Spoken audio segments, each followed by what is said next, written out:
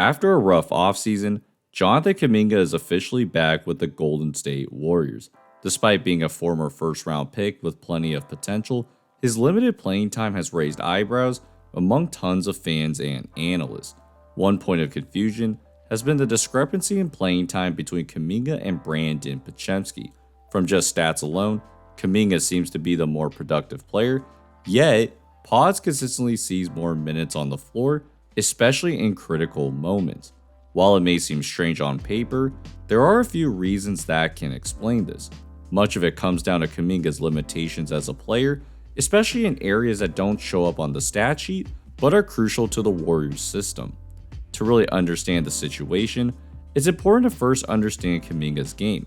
He's a point forward that wants to get downhill, but because he's not a good shooter, defenders tend to sag off of him, but that then gives him a runway to the basket.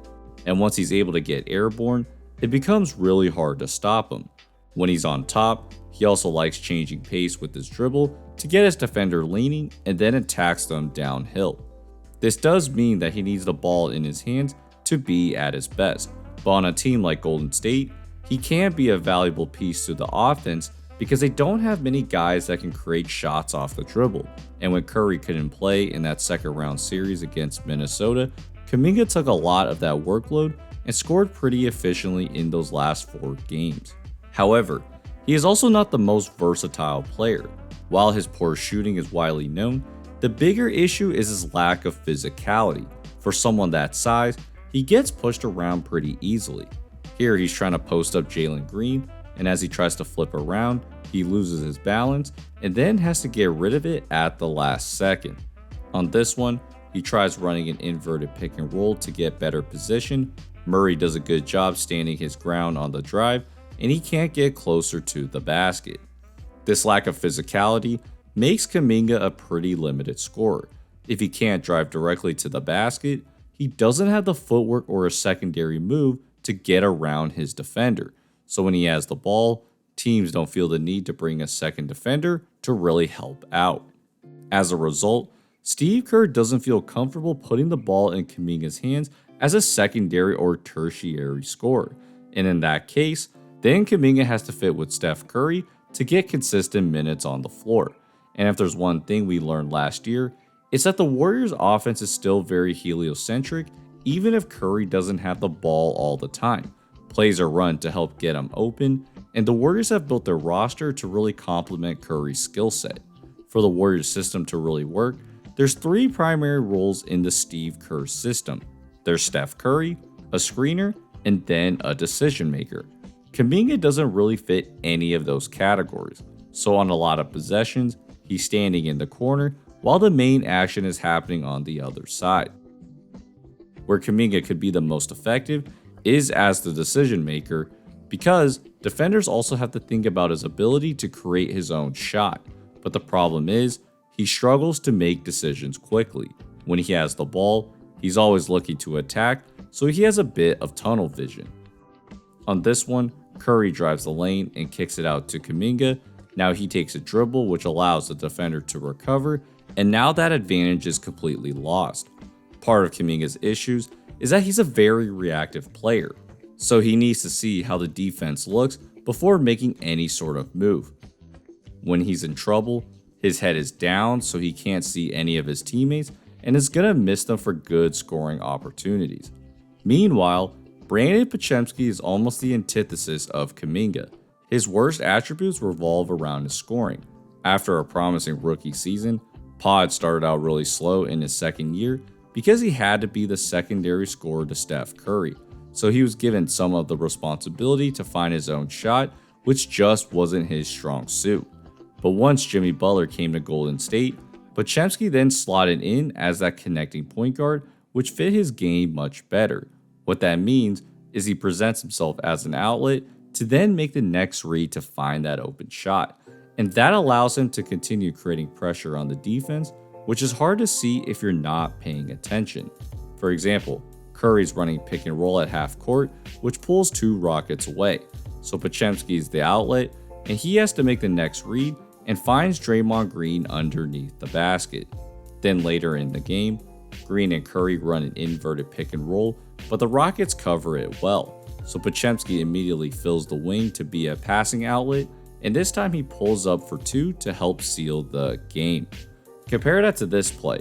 Curry gets a dribble handoff from Quinn in post and then gets blitzed, but when he flips it to post, Kuminga waits way too long to cut inside, so he's not an option and post misses that badly. If we go back, Kuminga needs to cut when Şengün is still on Curry, where he can either be an outlet for Curry or for post once he gets the ball, but by the time he cuts, Şengün is already back in the picture. To really be in a Steve Kerr system, you need to have a high basketball IQ, and it's clear that Podziemski not only understands the playbook, but can tell the veterans where they need to be. Butler is at the top of the key, and Green's looking to screen. Podziemski tells Green to clear it out, and that gives Butler space to drive, and of course, Green is rewarded with a layup. Later in the game, Podziemski tells Kuminga to move to the right and for Gary Payton to go to the corner. That gives him space to run this inverted ball screen, and that again creates a lane for Butler to then draw free throws. Because Podziemski has a high IQ and doesn't hold the ball for long stretches, Steve Kerr knows that Poz can fit in with a guy like Steph. But when Kuminga has the ball, the offense tends to stagnate because he has a scoring mentality, but needs a second or two to process the floor. So even with Curry in the game, everyone tends to stand around when Kuminga has the ball, and he's not scoring efficiently enough to have that privilege in the offense. It also doesn't help that Kuminga and the Stars don't seem to be on the same page. For example, Curry wants to attack Jokic in the pick and roll and then gets doubled. With Hield at the 3-point line, there's an opportunity for Kuminga to cut to the middle, but because he waits for a second, Curry thinks he's staying on the wing and throws it out of bounds. And timing these passes seems to be an issue. Curry runs pick and roll and gets into the paint with Gordon helping. Kuminga cuts, but that pass is thrown a bit behind, and that gives enough time for Gordon to contest that shot. What was kind of shocking was not only how often it was happening, but that a lot of it was not Kuminga's fault. But the reality is, it doesn't really matter whose fault it is.